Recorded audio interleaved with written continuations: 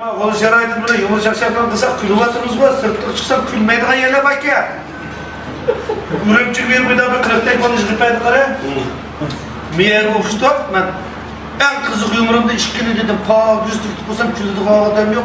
Gırs kupap kaçan bu iş bu. Oğlum kanda oldu da jüriydi. Oyun düştü ya benim yerde. Bu yumurda bilmediği çalışımı kıpmak edip karsamadım bir payına koştum. Ya çıkışım bilmez, kocukmayın gelsen cuma. Diginimle bilmem. Tunarsın beni!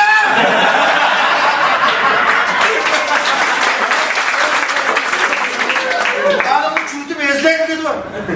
Ya diyimdak bu diysem, açık terbiye kıptı hanım. Bu yine digende çakçak ayda onun kapı uzanma sırtır. Cimokrasında bir işini kuluğa işli vardır ve ya tüke buluğunu takıp dep koydum alınca başla avrum dedi. Yana açmayla baş kıyası dedi. Şıkışın bilmez, reşini anlat işken sen cuma. Sen Yusuf bunu ekilip Kıvesalı var. Ya oraya çok taraz neşkil kilsesi bu kupak mayda kılı. Ya parvaydı bunu sen bunu böyle bekledim. Ya bana bu eşkili yapmadım. Ya Yusuf, benim bu!